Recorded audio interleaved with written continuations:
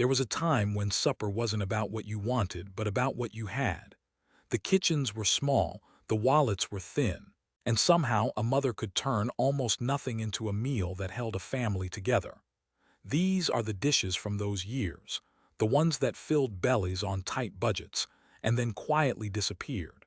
Most of us remember the smell before we remember anything else.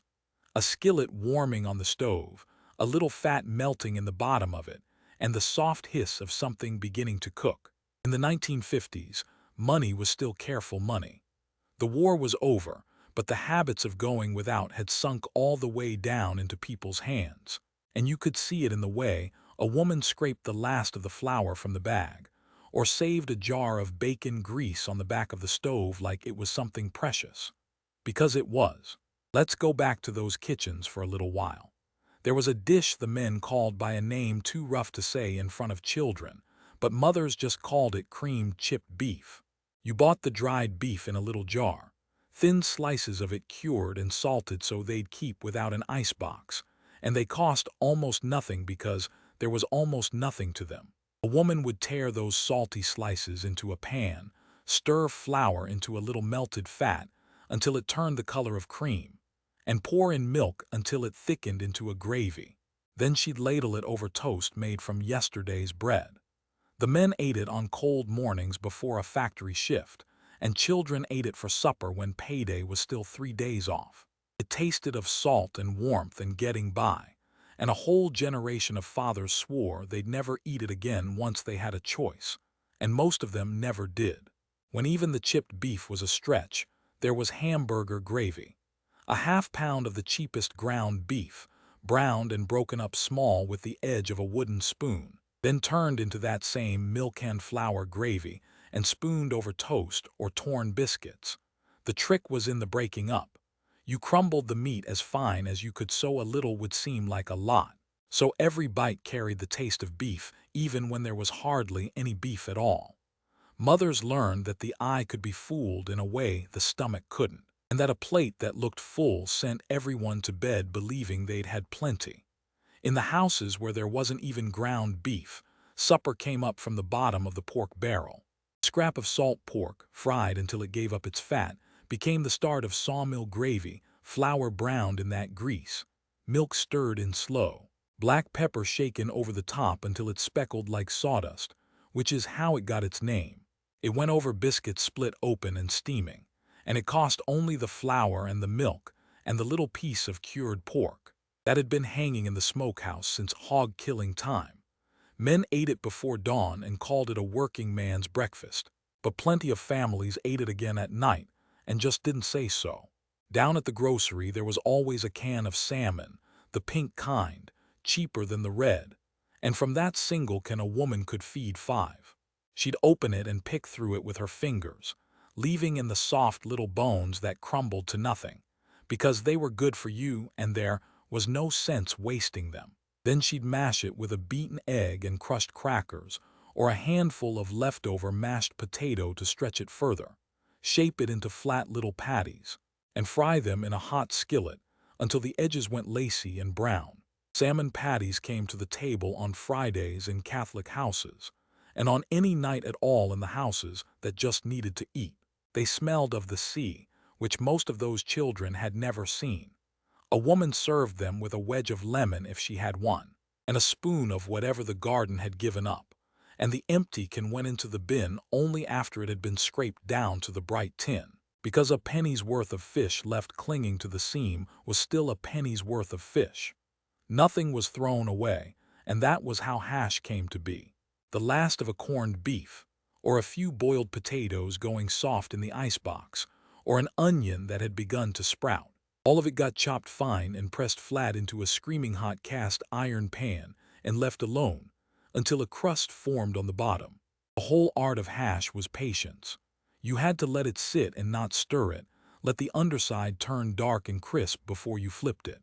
When there were beets in it, the whole thing turned a deep rosy red, and people called it red flannel hash. And a child might think it was something fancy, when really it was just the colors of whatever had been left behind.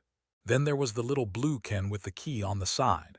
Spam came home from the war and stayed, because it was cheap, and it kept forever in a cupboard. And in lean times, a cupboard that held even one sure meal was a comfort all its own. Mother sliced it thin and fried it in a dry pan until the edges curled and caramelized, and it crackled and spit and filled the house with a smell that was salty and almost sweet. Slices went between two pieces of bread for a lunch pail, or got laid over a mound of rice, or fried up with eggs on a Sunday when there was nothing else to make Sunday feel different. People are quick to laugh at it now. The people who lived on it never did. Saturday night, in 1,000 houses, the supper was franks and beans. You opened a can of pork and beans, or if you had the time you doctored a pot of navy beans all afternoon with molasses. And a little of that saved bacon fat, and you cut up a few cheap frankfurters and let them simmer down into it. It was the meal you could make without thinking, the one that bubbled on the back burner while the radio played and later while the television flickered. And the smell of it on a cold evening still takes some people straight back to a kitchen they will never stand in again. There was something about it that made a Saturday feel like a small holiday, even in the leanest stretch of a hard year. The brown sugar going sticky around the edges of the pot, the frankfurters split and curling, a heel of bread set by to wipe the bowl clean afterward. Children ate it cross-legged on the floor in front of the set, and parents ate it standing at the counter, tired down to the bone, glad of one supper that asked nothing of them but to be opened and warmed. For the bigger families, there was a great skillet of something that went by a dozen names: goulash in one house, American chop suey in another, just macaroni and hamburger in most. A little ground beef, an onion, a can of tomatoes, and a box of elbow macaroni all came together in one pot, and a half-pound of meat suddenly fed a table of 7. It was the genius of the poor cook to understand that pasta and tomatoes asked for almost nothing and gave back so much, and that a single pot meant a single pot to wash. Children grew up on it and didn't know it was a hard times meal. They just knew it was Tuesday. When even the meat was gone, the macaroni stayed, and so a woman would boil it soft and stir it into a pot of stewed tomatoes with a knob of butter and a little sugar to cut the sharpness. That was the whole supper. Macaroni and tomatoes filled the stomach and warmed the hands around the bowl, and it cost so little that a family could eat it twice in a week and not feel the loss. The sweetness of the tomatoes, the slip of the noodles, the steam rising up into a cold kitchen. It asked nothing of anyone, and it never once let them down. Tomatoes did a great deal of the saving in those years, especially the ones a woman had canned herself in August and lined up in glass jars down in the cellar. On a winter night she'd open a jar, pour it into a pot to warm, tear day-old bread into the bowl, and ladle the hot stewed tomatoes right over the top. The bread drank it up and went soft, and the whole thing turned into something between a soup and a pudding, and it tasted of last summer's garden in the dead of February. There was no recipe to it. There was only a jar and a heel of bread, and the knowledge that nothing green would grow again for months. Now the butcher kept the cheap cuts in the back, and the cheapest of all was liver, because the people with money wouldn't touch it. A mother knew better. She'd soak the slices in milk to take the edge off, dredge them in seasoned flour, and lay them in a pan where a great heap of onions had already gone slow and golden and sweet. Liver and onions came to the table sizzling, the iron-rich smell of it filling the house, and the children who hated it learned to eat it anyway because it was that or nothing, and because their mother told them it would make them strong. She wasn't wrong. It was nearly free, and it kept them on their feet. Cheaper still, and braver to cook, was the tongue. The butcher would all but give it away, and a patient woman would simmer it for hours in a pot with an onion and a few peppercorns until it went tender, then peel off the rough outer skin and slice the meat thin. Beef tongue made sandwiches for a week, or came hot to the table with a little mustard. And though the sight of it whole could turn a child's stomach, the taste of it sliced was rich and mild and good. It took nerve and it took time, but time was the one thing a household always had more of than money. In the pork-keeping country they made scrapple, and there was no thriftier thing in all of cooking. After the hog was butchered and the good cuts put away, The bits that were left, the trimmings, the odd scraps, everything too small to name, got simmered down with cornmeal into a thick mush, packed into a loaf pan, and set in the cold pantry to firm up overnight. In the morning you sliced it and fried the slices crisp, and a single hog gave up breakfasts and suppers for weeks. It was the whole philosophy of the hard years pressed into one gray loaf. You used everything, you wasted nothing, and you found a way to make even the leavings taste like a meal. There was a clever little trick of a dish called city chicken, born in places where chicken was the luxury, and pork or veal scraps were what you could afford.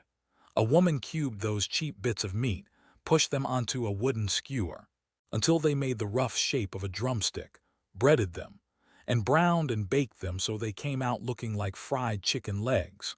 The name was half a joke and half a wish, chicken for the city folk who had it, this for everyone else.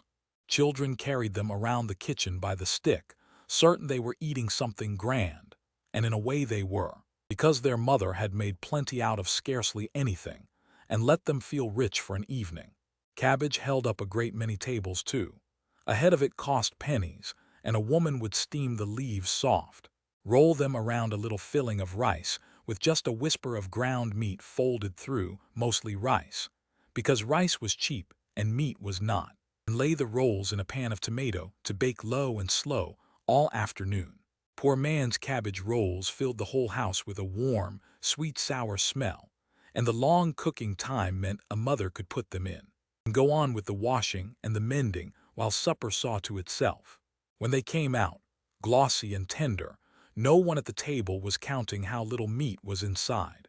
A ham bone was never just a ham bone. Long after the ham itself was gone, the slices eaten, the scraps put in sandwiches, the fat saved in the jar, the bone went into the soup pot with a bag of split peas and a couple of carrots, and it simmered all day, until the peas fell apart into a thick green pottage that clung to the spoon. Split pea soup was the last word a ham could say, the final meal wrung out of an animal that had already given everything else, and it stretched a single Sunday ham clear into the middle of the next week. A pot of it cost almost nothing and ate like a feast. When there was no meat at all, there was cheese on toast, but done the old way, the way they called Welsh rarebit. A bit of sharp cheese melted slow with a splash of milk or beer, and a dab of mustard until it ran smooth, then poured thick over toast and set under the flame until it blistered and browned on top. It was supper for a Friday night when the pay had to last, hot and rich, and satisfying out of all proportion to what little went into it. People dressed it up with a fancy name, but every cook knew the truth of it. It was bread and a heel of cheese, and the willingness to make them feel like more. And for the very smallest ones, and for the old people whose teeth had gone, and for anyone come home sick or shivering, there was milk toast. Warm milk, a little butter, maybe a shake of sugar or salt, poured over toast torn into a bowl until it went soft as porridge. It was the gentlest thing a kitchen could make, the meal a mother gave you when she had nothing else to give but comfort, and a great many grown men and women, if you ask them quietly, will tell you it is still the thing they crave on the worst day of a long life. It tasted of being looked after. A child laid up sick in a back bedroom would hear the spoon clink against the pan in the kitchen and know that warmth was coming, carried in on a tray, set down with a hand laid briefly against a fevered forehead.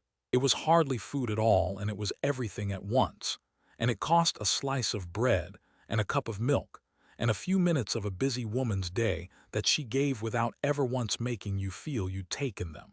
In the corn-growing country there was always a pot of cornmeal mush. A woman stirred the meal into boiling salted water and kept stirring until her arm ached and it thickened into a soft porridge, and that was supper, warm and plain, with a little molasses or a pat of butter. But the real magic came the next morning, when whatever was left had set firm overnight in its pan.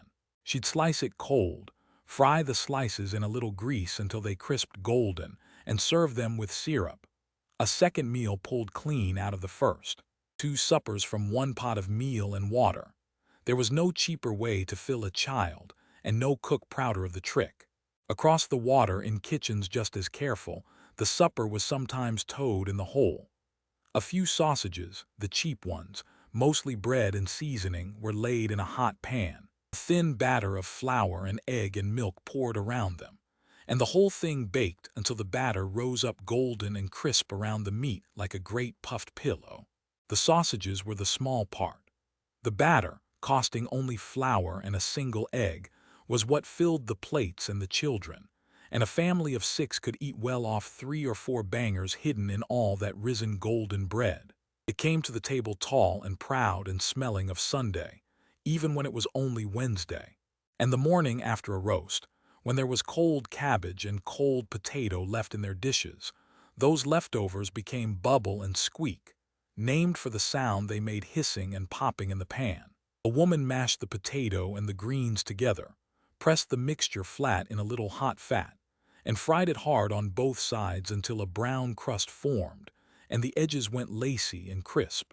It was a whole meal made entirely of yesterday's scraps, costing nothing at all, and it tasted better than the dinner it came from. The poor cook's truest art was this, making the second day better than the first, so that nothing was ever really lost. For the working man's lunch and the tired evening alike, there was the fried bologna sandwich, a thick slice of the cheap pink lunch meat, cut with a little X in the middle so it wouldn't dome up in the pan, fried until the edges curled into a shallow bowl and browned and crisped, slapped between 2 slices of soft white bread with a smear of mustard. It cost a dime and ate like a steak to a hungry man. The smell of frying bologna in a small kitchen is one of those things that a whole generation would know blindfolded, and would follow, if they could, all the way back to childhood. Leaner still was the onion sandwich, and there are people alive who remember it without bitterness, only with a kind of soft wonder at what they got by on. A thick slice of raw sweet onion between 2 pieces of buttered bread with a little salt. That was it. That was supper on the nights when there was bread and there was an onion and there was nothing more. And a mother served it without apology because an apology would have frightened the children. They ate it. They slept. The next day they were still a family, and that was the whole point of it. Even the salad in those years was made of necessity. In the spring, a man would go out to the field's edge and gather the young dandelion greens or the first tender lettuce, free for the taking, and bring them in by the apronful. A woman fried a little bacon, and while the grease was hot and smoking, she poured a splash of vinegar into it and dressed the raw greens with that hot bacon fat and vinegar, which wilted the leaves down soft. Wilted lettuce, they called it, or killed lettuce, and it turned a bowl of bitter free weeds into something a body actually wanted to eat. Nothing in that meal came from a store. It came from the yard and the bacon pan, and it tasted of early spring and of making dew. The egg, of course, did more than its share. When the hens were laying, a fast cheap supper was an egg fried right in the middle of a slice of bread, a hole torn out of the center with the rim of a glass, the bread laid in a buttered pan, and the egg cracked into the hole to cook in it. Egg in a basket, the children called it, or a dozen other names from a dozen other kitchens. The little torn-out round got toasted alongside for dunking, because of course it did. You didn't throw away even that small circle of bread. 1 egg, 1 slice, and a child went to school full. And then there were the things made for the sheer comfort of the children, the small sweet mercies a mother could afford. Bread and butter with sugar shaken over the top, sugar bread, just that. A slice of soft white bread spread thin with butter and sprinkled with sugar and sometimes a little cinnamon, folded over and handed to a child to quiet a hungry afternoon. It cost almost nothing and it asked for nothing, and it bought a mother an hour of peace, and a child a memory that would outlast nearly everything else in the house. They remember the sugar crunching against their teeth long after they've forgotten the hard times all around it. Stale bread never met the trash either. By the end of a week the loaf had gone hard, and rather than waste a crumb, a woman tore it up, soaked it in milk and a beaten egg with sugar and whatever spice she had, and baked it slow into a bread pudding, pouring a little thin sweet sauce over the top. It was dessert born entirely of thrift, the alchemy of turning a stale loaf back into something soft and warm and worth waiting for. The whole house smelled of it baking, sweet and a little eggy. And the children hovered by the oven door knowing that even the oldest bread in the house was about to become the best part of the day. There is a pie from those years that fooled half the families who ate it, and that's the wonder of it, mock apple pie, made with no apples at all. When apples were dear or out of season, a clever cook broke up plain crackers into a syrup of water, sugar, cinnamon, and a good squeeze of lemon, and baked the whole soft, spiced mess up in a crust. It came out looking and tasting so near to apple that grown men ate it and never knew, and said nothing out of kindness. It was a small, sweet act of imagination. The cook insisting that her family would have pie, apples or no apples, and finding a way to make the insisting true. When even crackers and cinnamon felt like a luxury, the pie was made of almost nothing. A little vinegar for tartness in place of fruit, a little sugar, an egg, some flour and water, beaten together and baked into a custard that, against all reason, tasted bright and tangy and good. Vinegar pie, they called it, and its cousin was water pie, made of scarcely more than water, sugar, flour, butter, and vanilla, baked until it set into something sweet and trembling. These were the pies of the very bottom of the cupboard, the ones a woman made when the children needed something special, and there was truly nothing in the house. And somehow, out of vinegar and water and the refusal to give up, she gave them something special anyway. And at the end of it all, when there was a birthday to mark or a hard week to soften, and the pantry held no eggs, no milk, no butter to spare, there was the cake they called wacky cake, or crazy cake, or just the depression cake that had carried over into kinder years out of pure habit. Flour, sugar, cocoa, a little oil, a splash of vinegar and water and baking soda to lift it. No eggs, no milk, no butter at all, mixed right in its own pan to save the washing of a bowl. It baked up dark and moist and tender, and a mother set it before a child with a single candle and a steadiness in her face. And the child blew out the flame believing the whole world was made of plenty. That was the deepest magic of those kitchens, not the stretching of the meat or the saving of the grease, but the way a woman could take vinegar and water and a cup of flour and turn it into the feeling of being loved. These dishes have mostly gone now. They left as the money came in, slipped out the back door of the American kitchen the moment a family could afford to forget them, and most people younger than 70 have never tasted a single one. But the hands that made them remembered everything. The weight of the cast iron, the jar of bacon grease on the back of the stove, the cellar shelves of summer in glass, the sound of a wooden spoon against an enamel pot in a cold kitchen before dawn. They knew how to make a little into enough, and enough into a home. And that is a kind of knowing that no one teaches anymore because no one thinks they'll need it. But it was real once. It fed people, it got them through.